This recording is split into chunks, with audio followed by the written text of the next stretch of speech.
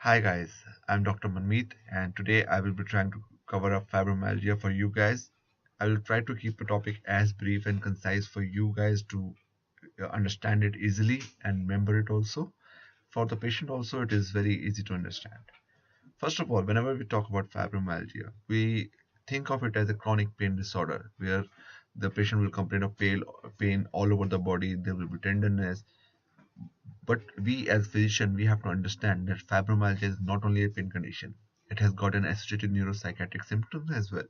The patient will be having depression, anxiety, insomnia, irritable bowel syndrome, and other various manifestations. The patient will just keep on having all kind of complaints, and it's very easy for a physician to dismiss them. But however, you have to be vigilant about such cases. Fibromyalgia is seen much more commonly in female population, as much as 9:1, and though we thought that it is like there is some kind of a cultural relation to it, but we failed to understand and failed to find out any such relationship. So the age group in which the patient presents is basically middle-aged female who will present with such complaints. Now whenever we talk about the clinical manifestation, there will be basically diagnostic criteria, and the diagnostic criteria initially used to be tender points. There used to be the pain has to be present for at least 3 months, and 11 out of 18 tender points should be positive. But now the newer classification has eliminated all this thing, and there is no need to be counting all these tender points. So pain. The pain is basically the patient will be complaining of triggers. The moment you press at a point, the patient complain of vague, ill-defined pain all over, and it's not necessary. There's like the pain is not related to the amount of pressure or amount of the sensation you are putting. It is much more. So they can say that there's a allodynia.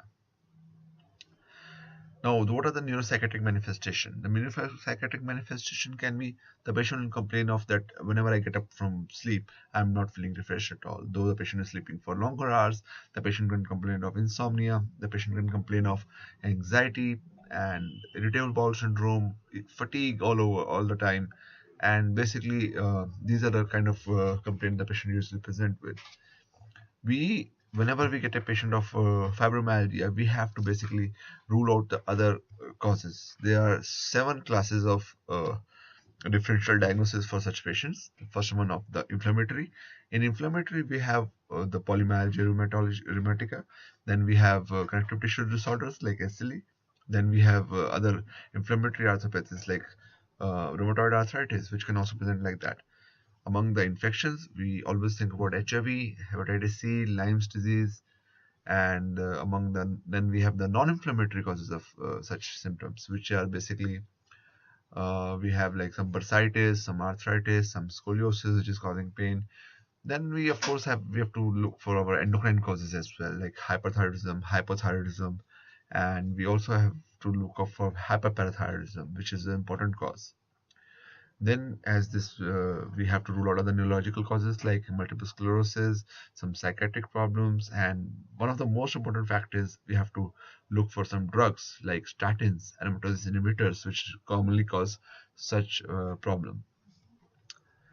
Now, whenever we are working up the patient of fibromyalgia, we have to first of all exclude all these common causes. Like we have to work for SLE by doing an ANA, dsDNA. We have to look for inflammatory markers like Hara's GSR, CRP. We have to work up for rheumatoid arthritis by doing RA factor or dsDNA. Then Sjogren's syndrome by doing ROLA antibodies, and so forth. Then we do work up for the viral serologies and other things based on the specific history. Now, the management of such patient is basically divided into two factors. One of them is non-pharmacological, and then there is the pharmacological management. The non-pharmacological management basically deals with taking care of the patient anxiety, the stress, and making sure that patient is relaxed and in a better position to understand the physician's advices and basically taking care of their own body. Among the pharmacological methods, we have first of all, there is no role of opioids in this patient. Opioids can cause this patient to get, hyper pathia, and they perceive more pain than what is given to them. So opioids is a definite no-no for them. Then we have the best thing to do with these patients is to give them an anxiolytic plus painkiller. So one of them, like we have this pregabalin, we have amitriptyline. These drugs are very good for these patients.